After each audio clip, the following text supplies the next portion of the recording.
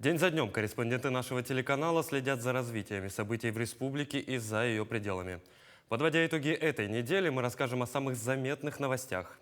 В эфире программа «Якутия. День за днем», в студии Петр Васильев. И вот о чем мы поговорим сегодня. За героизм и самоотверженность в годы Великой Отечественной войны. Якутску присвоили звание города трудовой доблести. Якутия обновит флот для Ленского бассейна. Какие соглашения подписала республика на полях транспортной недели в Москве? «Метеор-120Р» – это новое скоростное пассажирское судно. Оно может пройти до 600 километров без дозаправки. В республику пришли 40-градусные морозы. Как не стать жертвой ледяной стужи? Зима как символ холода в отношениях семейной пары.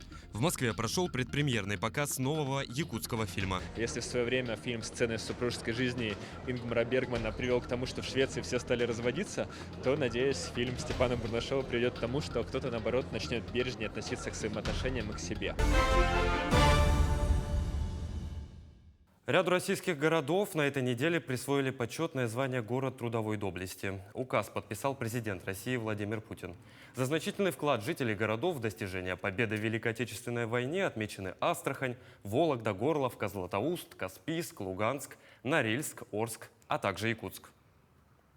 Присвоение Якутску звания «Город трудовой доблести» стало важным событием для столицы республики. История каждой местной семьи связана с героической работой, которая стала одним из залогов победы. Трудовой подвиг якутских тыловиков еще ждет своих исследователей, но уже сейчас тема вышла на новый виток изучения и признания. Продолжит Анна Пшенникова. Указ о присвоении почетного звания Якутску был подписан президентом страны 15 ноября этого года. Но предварительная работа по поиску архивных документов, консультациями с историками и краеведами, сбором воспоминаний началась намного раньше. На сбор материалов ушло более 2 лет. Для официального признания трудовой подвиг военного времени требовал документального подтверждения. Мы начали с того, что искали архивы по Ленд-Лизу, по Алсибу конкретно. И это были наши ветераны авиации, мы с ними разговаривали, они ссылки давали нам на разные источники, и газет тех времен, и книги. И одно из условий было того, что нам надо было найти награждение какого-то предприятия или воинской части на территории города Якутска, награждение людей трудовых, то есть это простых тружеников в городе Якутске в это время, и собрать несколько тысяч подписей. История трудового подвига жителей Якутска неразрывно связана с войной. С первых дней Великой Отечественной из Якутии ушли взрослые трудоспособные мужчины. Их рабочие места заняли женщины, старики и маленькие дети. Марфа Алексеевна Сизых – одна из тех, кто с началом войны начала свою трудовую деятельность. Ей тогда было 8, младшей сестре Анне на 2 года меньше. Мы работали на огороде там или на пашне осенью, например, эти колосья собирали, сдавали. И потом это на огороде там это капуста, морковка, в общем, такой простой турнепс там выращивали. И мы поливали тоже, дети тоже мы взрослым помогали. И никто там дома не сидел, никто не баловался. Мы все работали все лето. Тыловым школьникам приходилось работать много, но на плечи взрослых ложилась огромная и подчас неподъемная ответственность. Не только трудиться от зари до зари, но и поднимать детей. Родители работали на пределе сил, чтобы дети пережили войну. И сил этих порой не хватало. Но родители мои, конечно, мать еще в таком возрасте, 53 года была, а отцу было под 80, за 80 потом. И поэтому, но он все равно как-то работал, что-то делал. И это, в 43-м году это очень такой голодовка была. И в 43-м году у нас мама с голоду умерла, а мы с сестрой родной, Анна Алексеевна, она здесь в городе живет тоже со своей дочерью. Кое-как живо остались. Ага. Сегодня для ветеранов тыла признание трудовой доблести города сродни собственной награде. Значимость этого почетного звания для простых жителей подчеркнул в своей речи и глава Якутии Айсен Николаев. Решение президента о присвоении нашей столице звания «Город трудовой доблести» – это прекрасное событие года столетия нашей республики и 390-летия города Якутска. Это гордость, это заслуженная радость и для жителей Якутска, да и всей нашей огромной необъятной республики. ведь теперь два города нашей республики, Алдан и Якутск, несут это почетное звание. Трудовая доблесть Якутска ковалась не только в границах города. Будучи административным центром, Якутск аккумулировал на себе управление всей тыловой работой. Промышленность, учреждения культуры, сельское хозяйство, рыболовеческие предприятия – всю трудовую деятельность на территории республики объединял Якутск. А значит, признание трудовой доблести по праву принадлежит всей Якутии. Анна Пшенникова, Джулустан Иннокентьев, Якутск. Напомню, Якутск стал вторым городом в республике, получившим звание города трудовой славы. Ранее этим статусом наделили Алдан. Как отметил глава республики Айсан Николаев, в этих городах появятся стелы с изображением городов трудовой доблести, чьи жители в годы Великой Отечественной войны внесли необходимый вклад в победу и объединились ради общей цели. К слову, жители этих городов и всей Якутии в целом и сегодня объединились вновь, чтобы оказать необходимую помощь тем, кто задействован на линиях соприкосновения специальной военной операции, а также их семьям. К помощи мобилизованным в Амгинском районе присоединяются и юнармейцы. Общественное движение принимает активное участие во всех мероприятиях и акциях, проводимых в районе. Также юнармейцы помогают инвалидам, пожилым и многодетным семьям в хозяйстве. На днях военно-патриотический клуб «Молот» при Амгинской средней школе номер 2 помог семье мобилизованного. Ребята заготовили дрова на зиму. Таким способом дети приучаются к труду и учатся творить добро. После мобилизации наших ребят нам поступило 2 заявки на колку дров. И ребята, юноармейские ребята, которые ходят в военно-патриотические клубы, они помогли по заготовке дров, ну и по очистке снега. Семьи мобилизованных были рады. В Якутске для участников семей специальной военной операции заготовили лед на зиму. Работники администрации села Пригородное совместно с представителями Минфина региона заготовили и доставили лед 3 семьям мобилизованных на спецоперацию горожан. По словам руководителя администрации Ивана Нигнюрова, каждой семье заготовлено и доставлено по 3-4 кубометра льда. Сообщество «Волонтеры Саха» расширяет географию присутствия в Центральном и Южном регионах.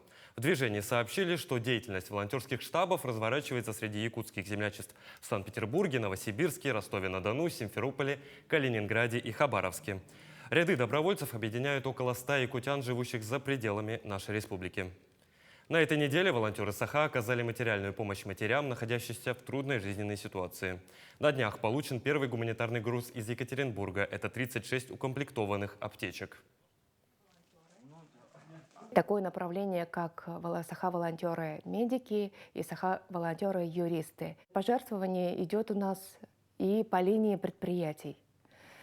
Сейчас принято решение движением Саха-волонтер оказывать помощь не только раненым, но и матерям, которые оказываются в трудной жизненной ситуации. В Якутии готовятся оказать максимальную помощь раненым бойцам, которые возвращаются с линии соприкосновения.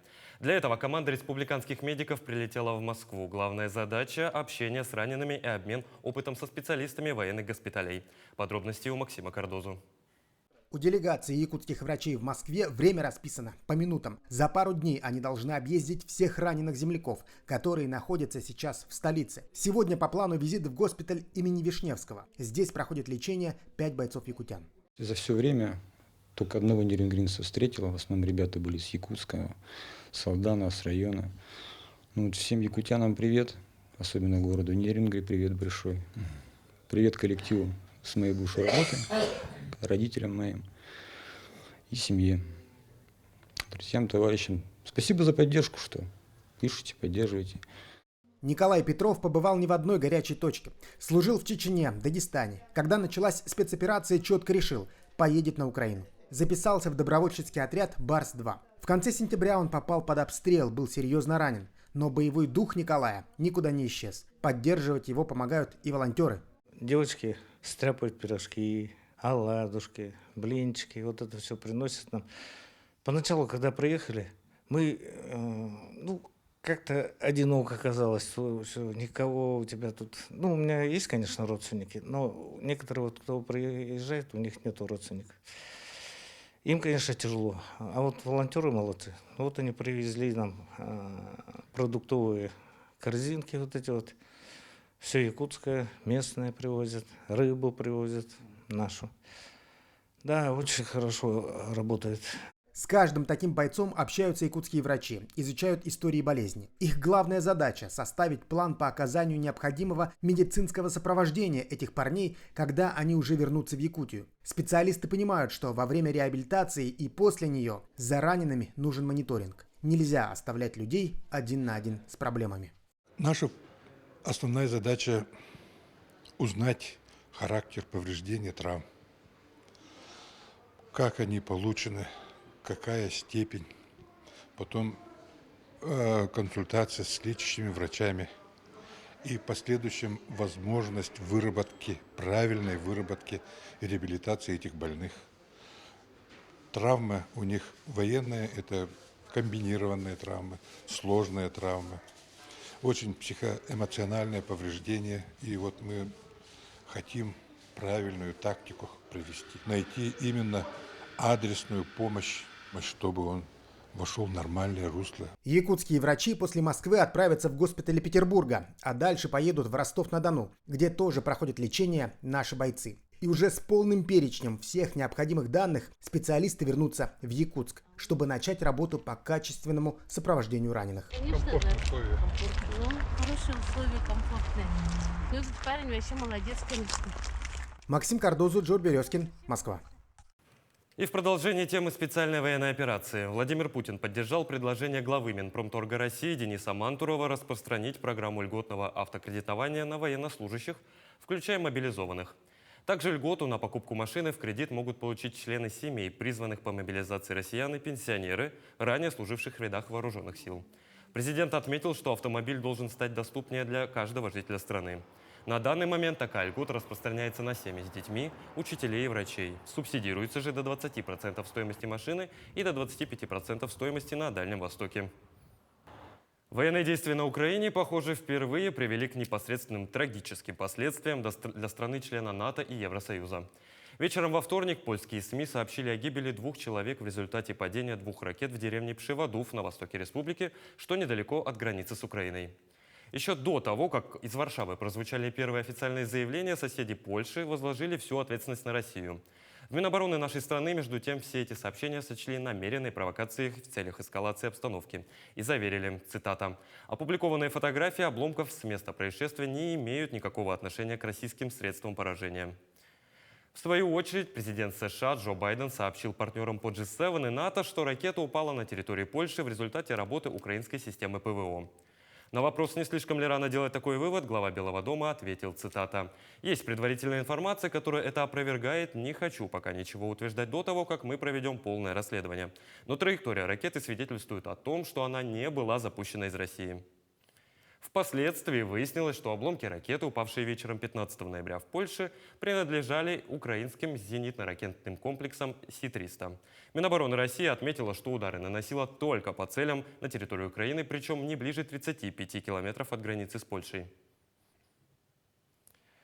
Продолжим подводить итоги минувшей недели после небольшой рекламы. Оставайтесь с нами.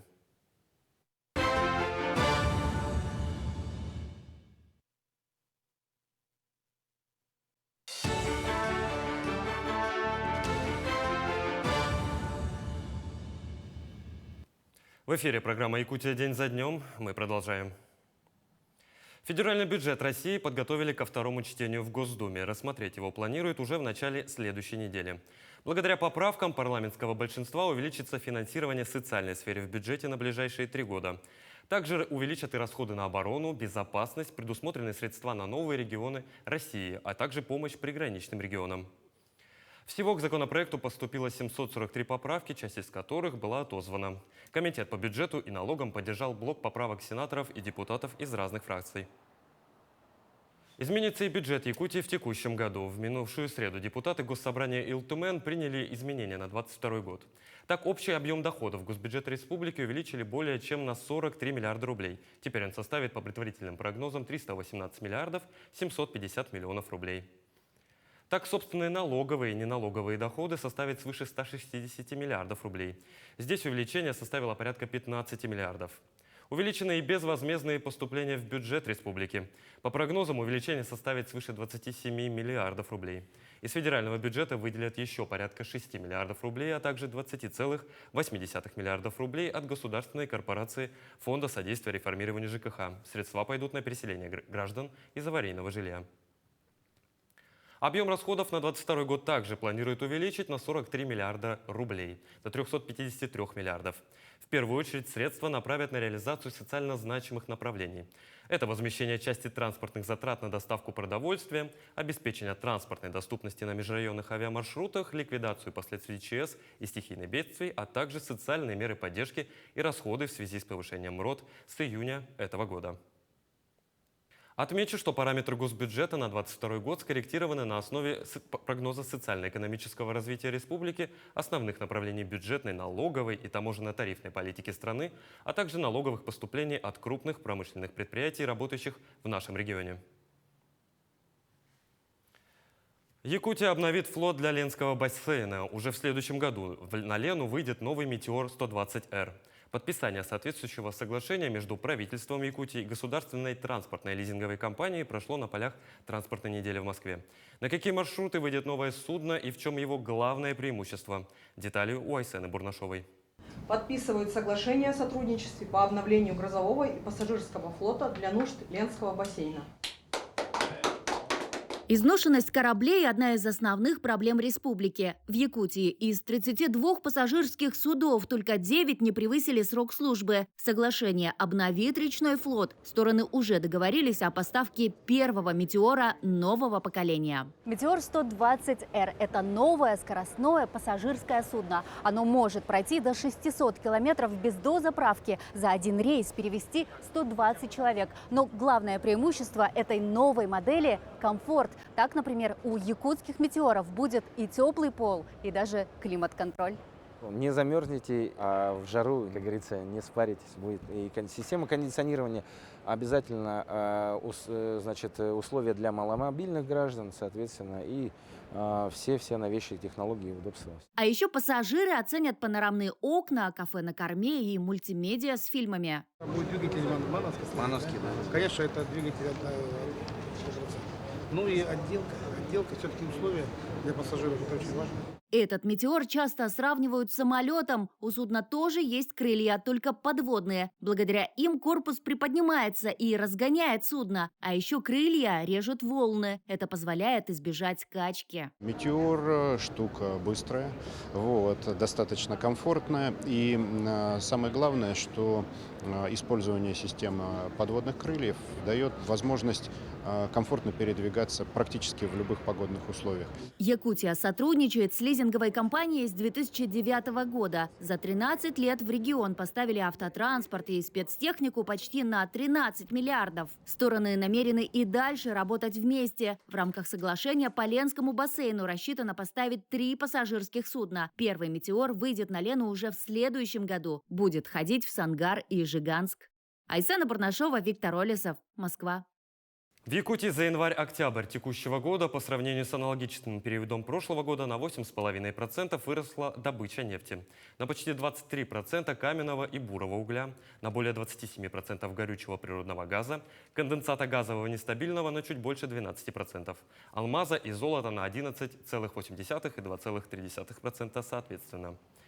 Индекс промпроизводства за 2022 год прогнозируется на уровне 110,6% к прошлому году. Планируется выполнить задачи по объемам добычи нефти, угля, газа и золота, сообщили в Министерстве экономики Якутии. Напомним, в регионе разработан целевой прогнозный топливно-энергетический баланс до 2030 года. К этому времени производство энергетических ресурсов планируется нарастить более чем в 3 раза. Ориентир на экспорт останется и увеличится соразмерно объемам добычи. В республике уделяется большое внимание занятости и благополучию населения. Одной из задач повышения дохода и качества жизни людей является помощь в трудоустройство в промышленной компании. Сейчас активно продвигается программа «Местные кадры в промышленность». О том, как влияют компании на развитие регионов, смотрите в следующем материале. Благодаря промышленному освоению Севера и образовательным программам сейчас у местного населения есть возможность, не покидая своей малой родины, устроиться на престижную и хорошо оплачиваемую работу. Так, в республике за последние 5 лет более 36 тысяч человек трудоустроились в промышленные компании. По сравнению с прошлым годом количество якутян в промышленности увеличилось почти на 20%. За 9 месяцев этого года 10 тысяч человек заключили трудовые договоры с промышленными компаниями. Многодетный отец Алексей Васильев связал свою судьбу с промышленностью 17 лет назад. Зимой работает на вахте в Алмазах Анабара, ну а в последние 3 года стал еще и ездить в летний период в Алмар, горнорабочим на поисковых работах. Алексей считает, что работа в промышленности дается местным кадрам намного легче, потому что в каких условиях они родились и живут, в таких условиях и работают. И вот стоит, наверное, привлекать местных, потому что самые ответственные, трудолюбивые. Молодым кадрам стоит идти в промышленность, потому что там, во-первых, заработок нормальный, во-вторых, они, может, найдут свое место, где до конца будут работать. Трудоустройство местных кадров – это вопрос социальной ответственности. Не секрет, что крупные предприятия предпочитают набирать на сезонные работы вахтовиков из других регионов. И после освоения месторождения, когда закончатся минеральные ресурсы, компания уходит с этой территории вместе с работниками. Поэтому важно, чтобы промышленность и горное дело в районах существовали независимо от этой компании. Это и есть социальная ответственность предприятий. У нас вот бригада, которая в этом сезоне работала, из рабочих профессий и среднего технического персонала состоит из жителей республики. В будущем планируем, естественно, когда выйдем уже на добычу и когда будем расширяться, набирать людей, естественно, привлекать местные кадры, как делают наши крупные предприятия. Но человек 500 будет на вахте единовременно, это если трехсменная вахта, это 1500 человек будет задействовано. Основа для социально-экономического развития арктических районов – это развитие промышленности. При этом компаниям необходимо соблюдать баланс северной хрупкой природы и учитывать мнение коренного населения. Есть люди, которые трудятся в традиционных отраслях хозяйства, и мы считаем, что должны устанавливаться партнерские отношения, в том числе между нашими оленеводами, рыбаками, чтобы они обеспечивали промышленные компании своей продукцией. При этом промышленные компании с уважением относились к местному населению, помогали там, где это необходимо, потому что это та территория, где они ведут свою хозяйственную деятельность. В районах Якутии, где присутствуют промышленные компании, видна тенденция привлечения местных кадров. Многие стали выбирать работу в промышленности. Также стоит отметить, что благодаря освоению промышленных компаний в арктических районах остановился отток населения. Традиционно активно развиваются Анабарский, Оленёкский, Жиганский и Булунский районы. Светлана Амосова, Анна Пшенникова, Владимир Павлов, Артем Алексеев, Якутск. Строительные и ювелирные предприятия Якутии получили свыше 3,5 миллионов рублей по программе грантов Фонда развития промышленности. Заявки на гранты одобрены на данный момент 3 предприятиям по производству стройматериалов, а также 2 ювелирным производителям. За счет грантов производители компенсируют до 90% затрат на уплату процентов по кредитным договорам. Кроме того, промышленные предприятия также могут претендовать на займы по ставке 1,3% годовых на реализацию инвестпроектов, модернизацию оборудования и расширение производства. Госкомцен Якутии опроверг информацию о резком подорожании продуктов с 1 декабря. Ранее в соцсетях распространилась информация от якобы Госкомитета по ценовой политике региона о резком подорожании цен с 1 декабря абсолютно на все, с рекомендацией закупить продукты заранее.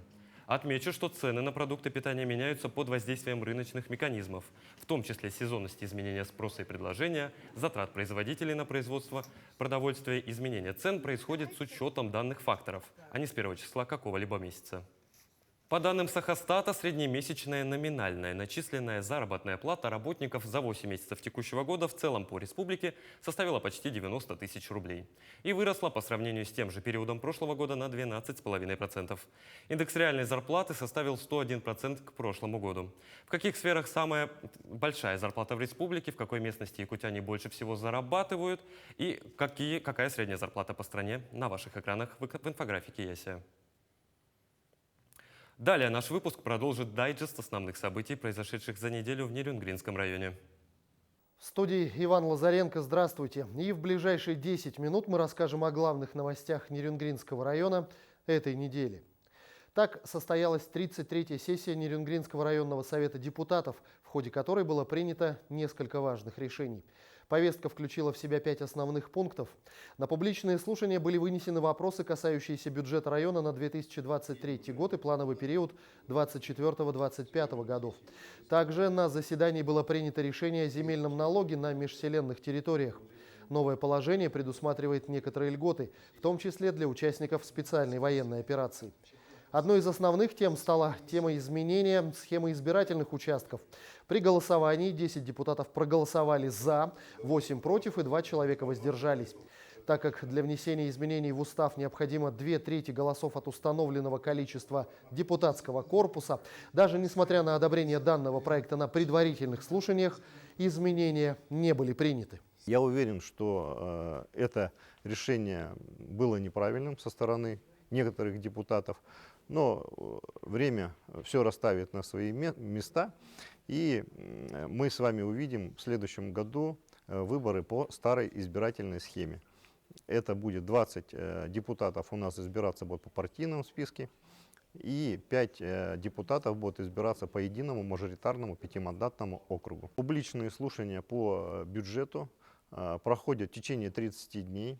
За этот период будет размещена информация на средствах массовой информации, в администрациях поселений, для того, чтобы наши жители могли ознакомиться с будущим бюджетом Нерюнгринского района и внести свои предложения.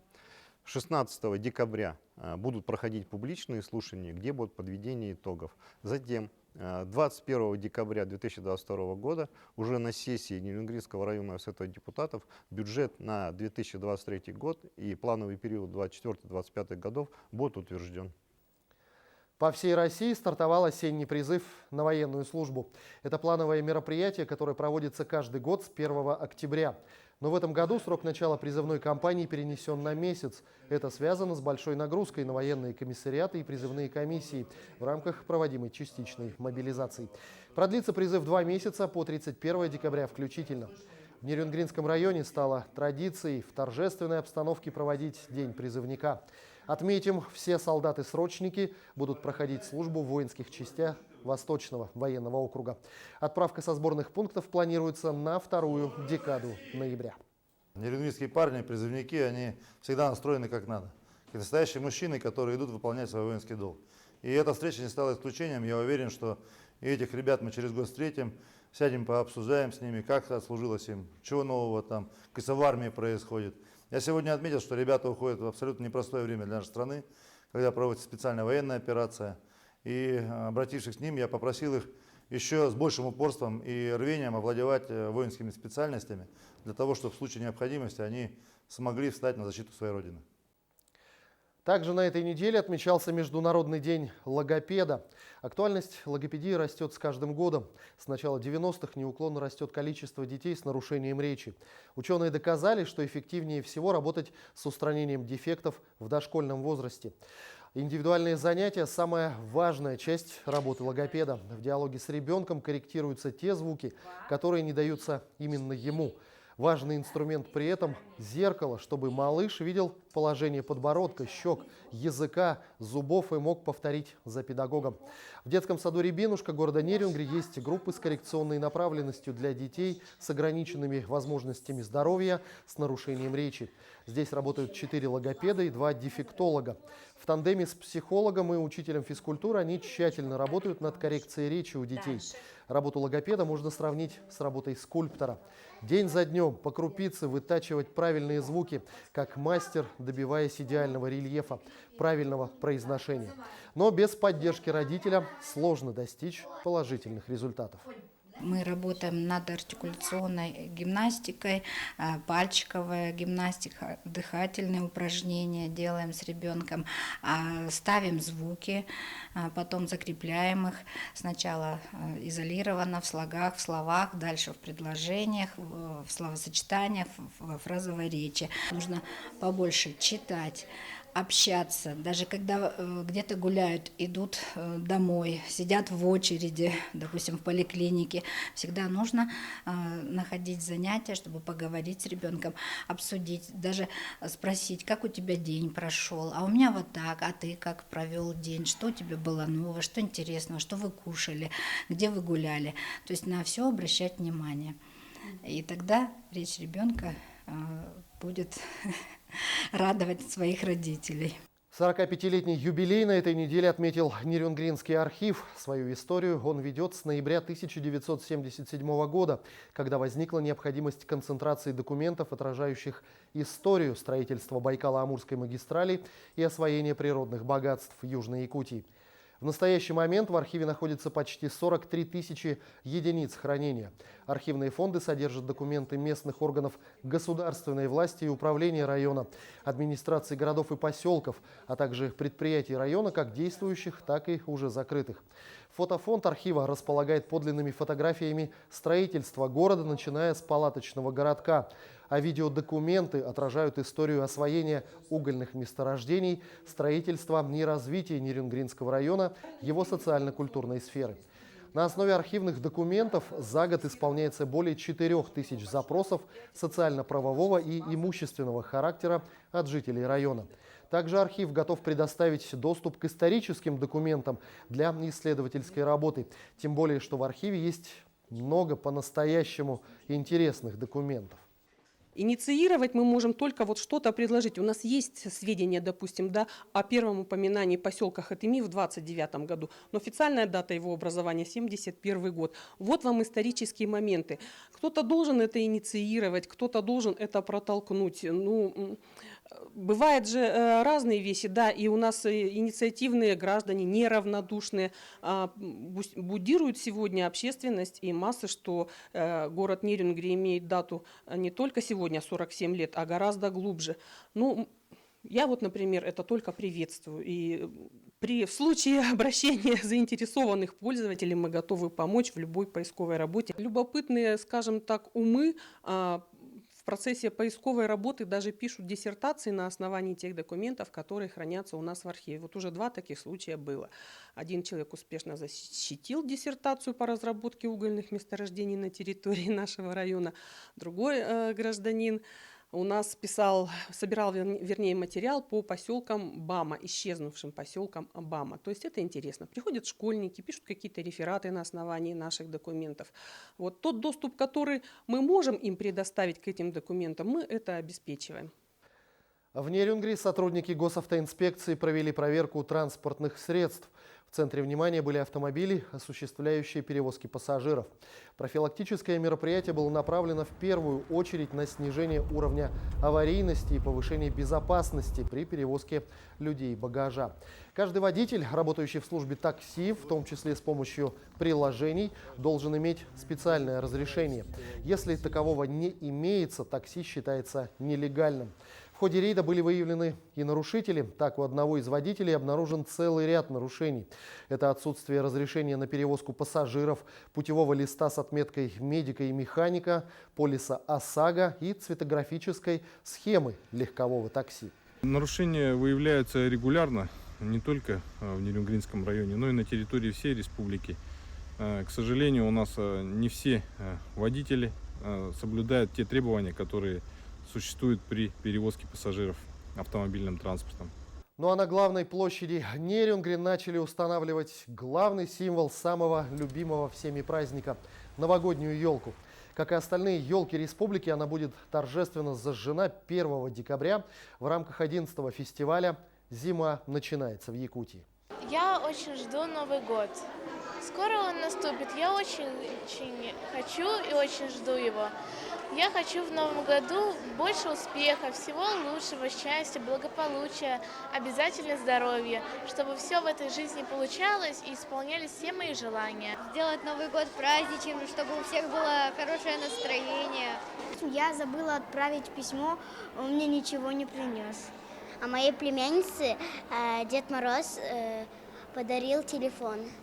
Что вы будете просить? Я хочу попросить iPhone. У меня уже есть, я хочу попросить кукольный дом. И, кстати, до Нового года осталось всего 42 дня. Что ж, такими были главные новости Нерюнгринского района этой недели. Сейчас прервемся на небольшую рекламу. Оставайтесь с нами.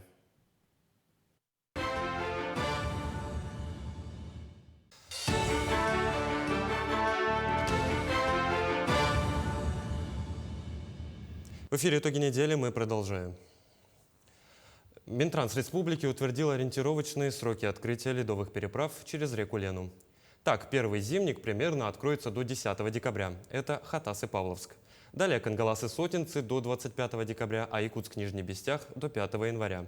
В Минтрансе Республики отмечают, что сроки открытия переправ могут сдвинуть в зависимости от погодных условий, а также из-за теплой погоды в ноябре. Напомним, в Якутии работают 3 ледовые переправы муниципального значения в Алекминском, Верхнеколымском и Жиганском районах. Госавтоинспекция Мегино-Кангаласского района напоминает, что категорически запрещается выход на лед до официального открытия ледовых переправ. Санкционированные ледовые переправы открываются только после того, как эксперты соответствующих служб проведут замеры толщины льда, оборудуют место переезда вешками, а дорожные службы соответствующими дорожными знаками. Подробнее в следующем материале. Наступил период ледостава. Никто не может гарантировать безопасную толщину льда, отсутствие промоин, трещин и наледей. Сотрудники ГИМС и Госавтоинспекции Мегино-Кангаласского района в эти дни проводят профилактические рейды на берегу реки Лена. Помните о том, что за пределами неофициально организованной ледовой переправы никто не может гарантировать безопасную толщину льда. Ледовый покров обманчив. Еще не окреп, не достиг достаточной толщины. Категорически запрещается выходить на лед на водоемы до официального открытия ледовой переправы. На сегодняшний день, несмотря на то, что перед переправой установлены все необходимые дорожные знаки, водители едут на свой страх и риск и зачастую выезжают на неокрепший лед, подвергая опасности не только свою жизнь, но и пассажиров. Основная задача нашей работа заключается в предупреждении автомобилистов о недопущении несанкционированных выездов на лед, ведь это может повлечь за собой провалы транспортных средств и гибель людей. Если выезд транспортного средства на лед в период введенных ограничений повлек смерть или причинение тяжкого вреда здоровью граждан, водитель несет уголовную ответственность по статье 238 Уголовного кодекса Российской Федерации. Примерный график открытия ледовых переправ по маршруту Хатас-Павловск планируется с 10 декабря до 3 тонн, 20 декабря до 20 тонн, 28 декабря до 30 тонн и 6 февраля до 40 тонн. На сегодняшний день по маршруту Якутск-Нижний Бестях курсируют суда на воздушной подушке.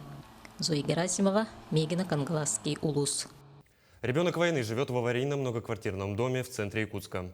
На днях в социальных сетях распространилась информация об условиях, в которых проживает 82-летняя бабушка. По поручению прокурора республики провели проверку совместно с мэрией города. В каком состоянии действительно находится дом и какое решение принято по итогам выезда, расскажет Светлана Амосова. Весной и осенью дом двигается, штукатурка падает, ни один начальник сюда не заглядывает.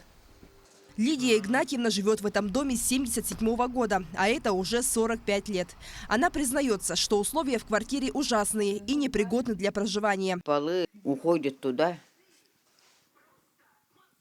в середине, вверху, одной стороны там, другой стороны там. Туалета нету на улице, все разбивают. Без дверей, без задницы. В квартире даже нет возможности нормально помыться. Чтобы принять ванну, пенсионерке приходится ездить по своим знакомым. Тут холодно, не могу перезимовать. Тут сейчас холодно, если 50 градусов будет, вообще хана будет. Сейчас в сапогах сижу и ноги мерзнут. Многоквартирный деревянный дом был построен в 1941 году. Тогда он считался одним из престижных жилых зданий в центре Якутска. Но годы берут свое. Дом на перекрестке улиц Лермонтова и Короленко, наверное, знают многие. Дом настолько просел, что окна стали находиться наравне с тротуаром. Лидия Игнатьевна живет здесь, на первом этаже, и рассказывает, что ее стекла разбивали уже 3 раза. После распространения в СМИ информации о состоянии дома прокурорам республики было дано задание провести проверку. Прокурор Якутска и мэр города лично осмотрели квартиру и дом. В настоящее время проводим проверочные мероприятия и по их окончанию будем давать оценку действиям должностных лиц соответствующих органов о том, каким образом осуществлялся надзор за состоянием данного дома. В 2020 году здание было признано аварийным, но в действующую региональную программу по переселению не попал. Пенсионерка проживает в этой квартире не одна. С ней вместе живет ее дочь, зять и внуки. В ходе выездного мероприятия семье предложено жилье в маневренном фонде. Было вот в случае предоставления маневренного жилья, вы готовы будете переехать? Да, готовы. Только с радостью. Необходимо приложить все усилия для того, чтобы быстрее расселить этот дом. К сожалению, таких домов в городе Якутске много, это нужно признать фактом. У нас порядка 1000 домов еще остается в таком состоянии. Когда будет расселен этот дом, неизвестно. Жильцы надеются, что временное жилье не станет постоянным. Они верят и ждут, что аварийное здание сможет попасть в следующую программу переселения после 2025 года. Светлана Амусова, Лилия Терентьева, Семен Семенов, Якутск. В 6 районах республики возобновляют свою работу вытрезвители. Один из них уже работает на базе Центра социальной адаптации в столице республики. Остальные в ближайшее время появятся в Алданском, Ленском, Мегино-Кангаласском, Мирнинском, Нерюнгринском и Хангаласском районах. Подробнее о том, как будет организована работа учреждений, мы поговорили с зампредом правительства региона Ольгой Балабкиной. Ольга Валерьевна, здравствуйте. Здравствуйте. Почти 11 лет назад в России свернули всю систему, всю сеть вытрезвителей. С чем была необходимость разворачивать ее вновь, в том числе на территории нашей республики? Вообще развернуть сеть вытрезвителей на территории республики мы должны были еще раньше, потому что этот вопрос обсуждался на протяжении, наверное, порядка 5 лет. Происходило непонимание со стороны двух министерств, и об этом говорю честно, да, кому должен принадлежать медвытрезвитель. Ведь при переходе на систему территориального фонда медицинского страхования услуга по вытрезвлению перестала быть медицинской и носить медицинский характер. И, соответственно, медики работать в данном вопросе уже не могли. Год назад был принято соответствующий нормативно-правовой акт Российской Федерации, по которым данная социальная услуга отнесена была к ведению Министерства труда.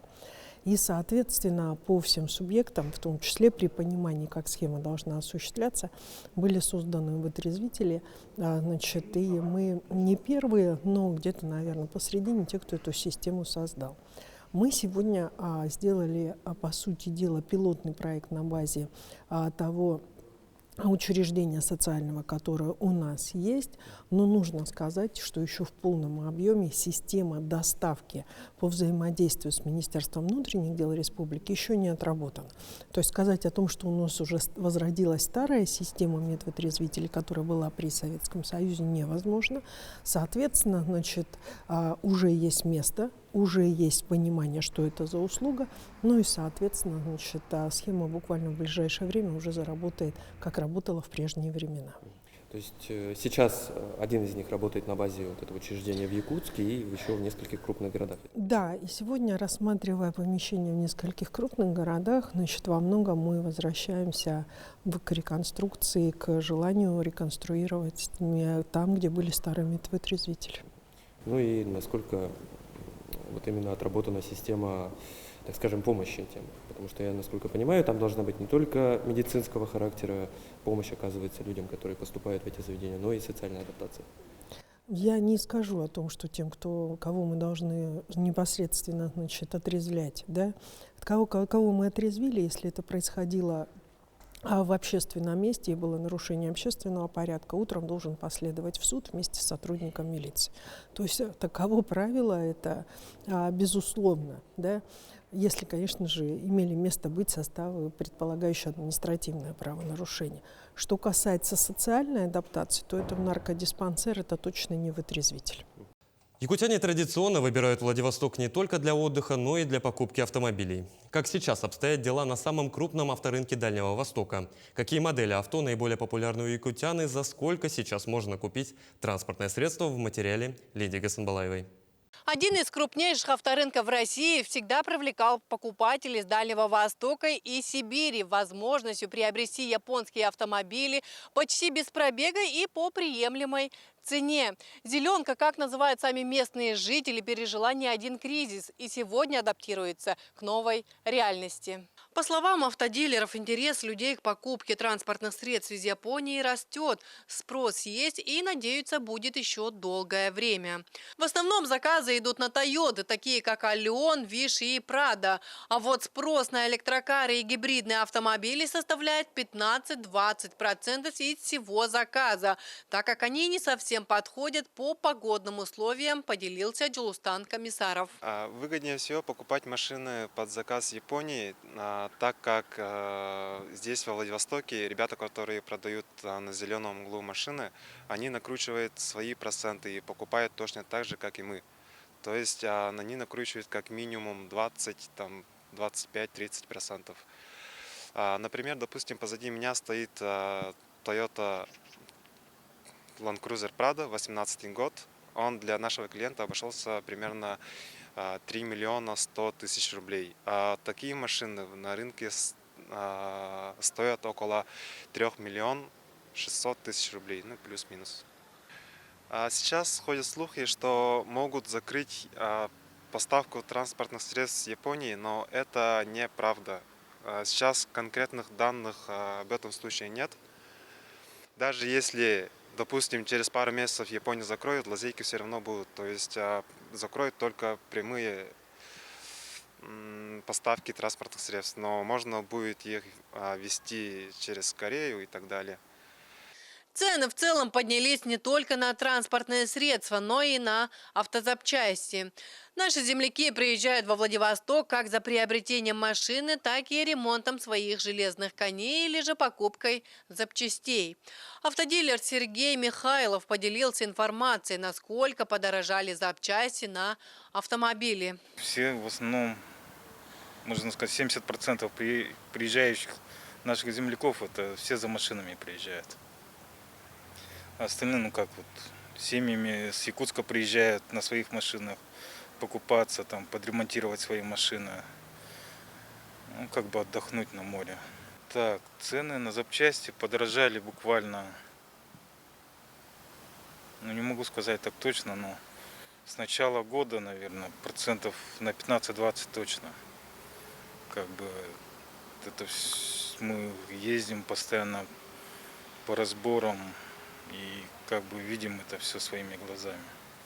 Подводя итог, можно сказать, что спрос на автомобили в текущей ситуации не упал, а даже вырос. Объясняется это несколькими факторами, но в первую очередь тем, что цены держатся на стабильном уровне, без повышения. Поэтому автомобильная Мекка Дальнего Востока ежедневно пополняется новыми экземплярами из Японии, которые в дальнейшем направляются в города и деревни нашей страны. Лидия Гасанбалаева, Владивосток. Продолжим подводить итоги минувшей недели после небольшой рекламы. Оставайтесь с нами.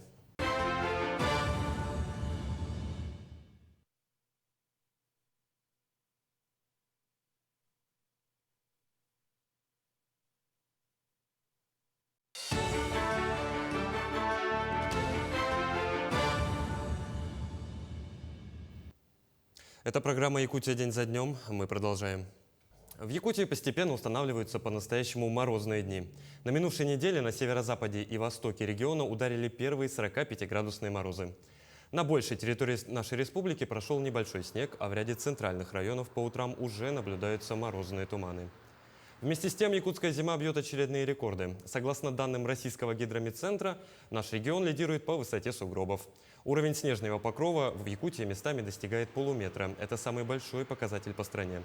Следом по высоте сугробов идут Чукотка и Красноярский край. Ожидаемо, что вместе с морозами в республику пришли и первые актированные дни для школьников. Отмечу, что погодные условия, при которых объявляются актированные дни, индивидуальны для каждого района и определяются в зависимости от температуры и скорости ветра. Так, например, в Якутске занятия для школьников с 1 по 5 классы отменят при температуре в минус 45 градусов без ветра. С 1 по 8 классы занятия отменят при температуре в минус 48 в безветренную погоду.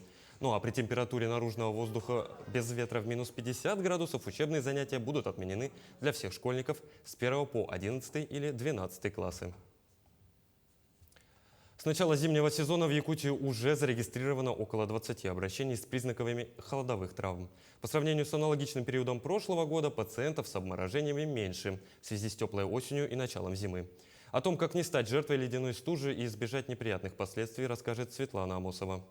Ежегодно по статистике около 200 граждан обращаются в ожоговые центры республиканской больницы номер 2 с признаками обморожения различной степени тяжести. Как отмечают специалисты, холодовые травмы в Якутии – это довольно частое явление. Отморозить части тела можно даже и при незначительных температурах. Можно даже отморозить при нулевой температуре. Как правило, если, например, если это пожилой человек, да, у него проблемы с сосудами, допустим, сопутствующая патология. Ну, можно, значит, при такой патологии усугубить. Тем самым отморожение может быть у него тоже глубоким. При действии низких температур первыми страдают руки и ноги. Особенно тяжелые поражения бывают в коленных суставах, на тыльных сторонах кистей рук, а также на лице. И как же понять, что наступило оледенение тканей? Переход, чтобы согреться, начинает двигаться. Пальцы двигает, потом все меньше, меньше, меньше и перестает двигать. Сам человек не может не разогнуть, не согнуть пальцы. Вот этот момент наступило уже оледенение ткани. Дальше уже в полусогнутом состоянии пальцы замерзают, бледные, они стучат как деревянные. В таком случае категорически запрещается массировать, погружать в горячую воду промерзшие участки и тем более их сгибать и двигать. Происходит оледенение ткани. Если вы согнете пальцы сами, все, это капилляры лопнут, потом они не восстанавливаются. Это самая большая ошибка. По словам ученых, отмороженные конечности нужно отогревать изнутри притоком теплой крови. А для этого сначала нужно изолировать руки и ноги от тепла прямо на улице.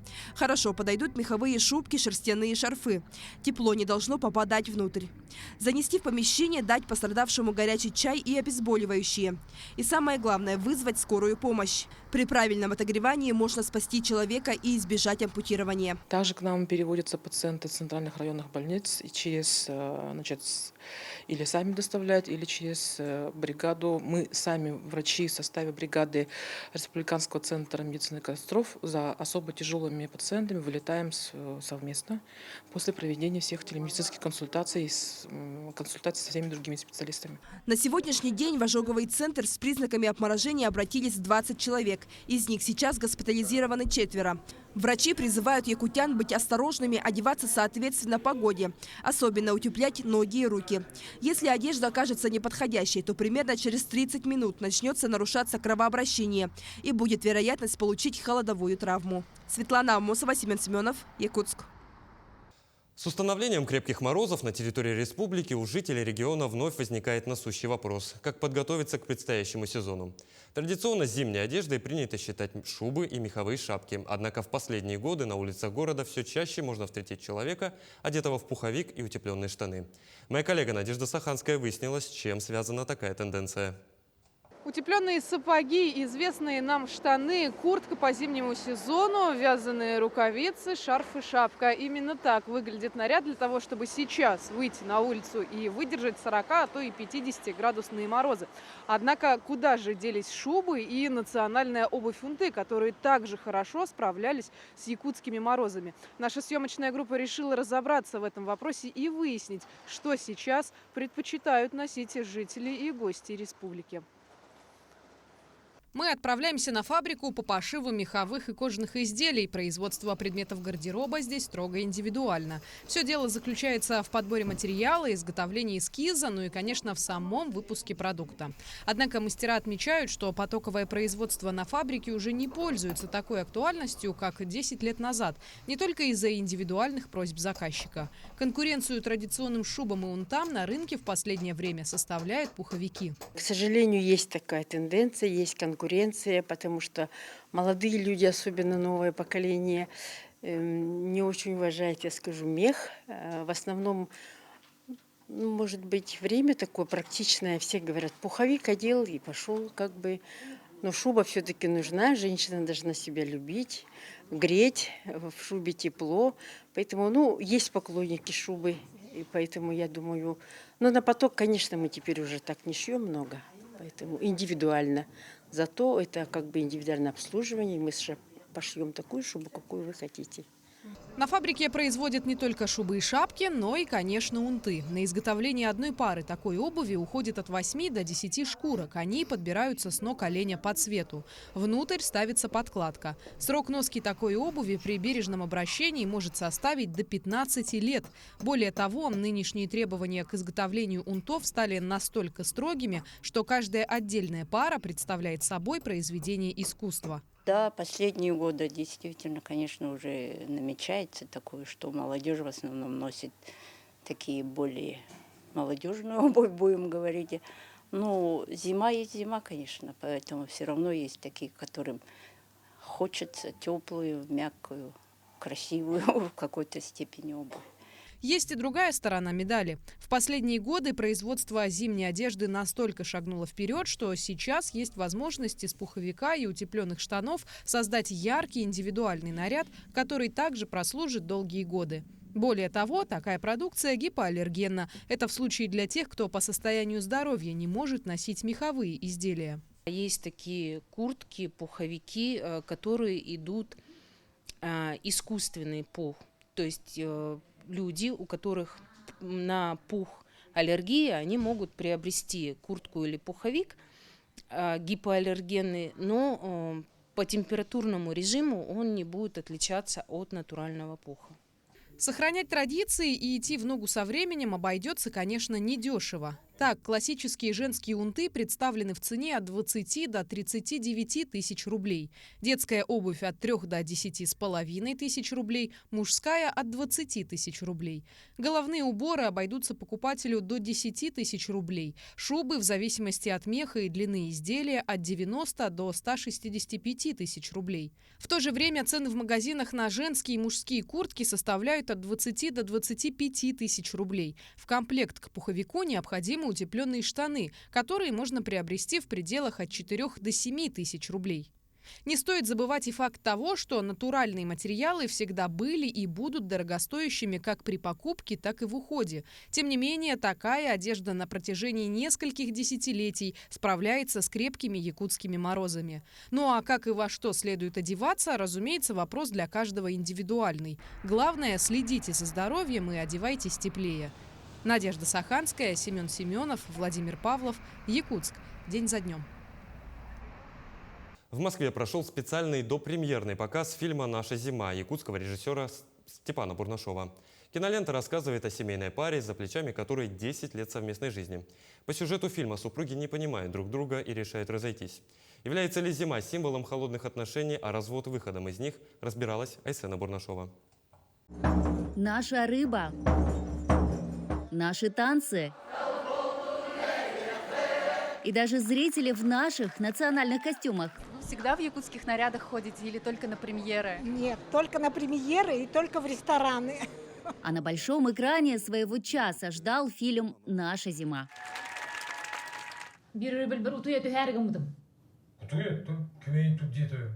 Лида и Дима – главные герои фильма. Некогда любящие и близкие люди вдруг стали чужими. Смех в паре сменился криком, а улыбки – слезами. Спустя 10 лет семейной жизни они решили развестись.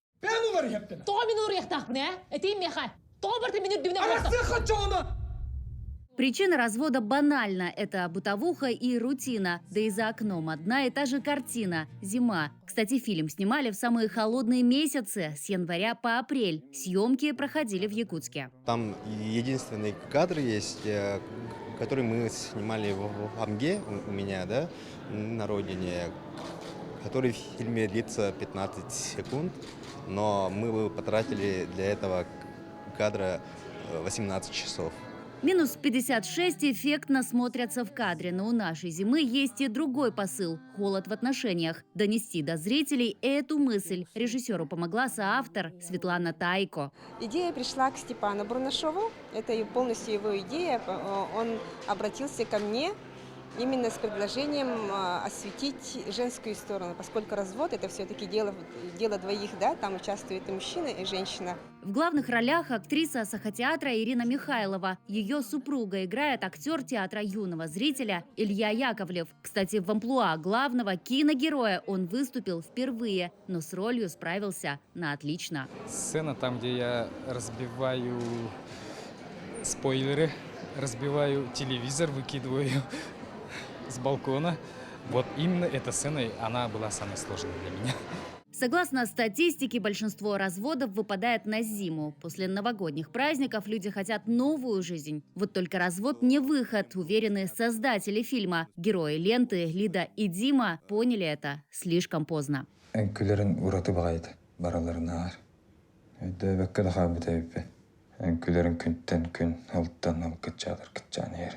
Я надеюсь, что этот фильм кому-то поможет. Если в свое время фильм «Сцены супружеской жизни» Ингмара Бергмана привел к тому, что в Швеции все стали разводиться, то, надеюсь, фильм Степана Бурнашова приведет к тому, что кто-то, наоборот, начнет бережнее относиться к своим отношениям и к себе. На большие экраны лента выйдет 24 ноября. Показы пройдут в республике и за ее пределами. Причем в прокат выйдет фильм на якутском языке и с дубляжом. Фильм с переводом покажут также и в столице республики. Айсена Бурнашова, Виктор Олесов, Москва. Такой запомнится минувшая неделя глазами наших корреспондентов. Мы и дальше продолжим следить за развитием событий в республике и за ее пределами. Вы смотрели программу «Якутия. День за днем». В студии для вас работал Петр Васильев. Я с вами прощаюсь. Всего доброго и до новых встреч.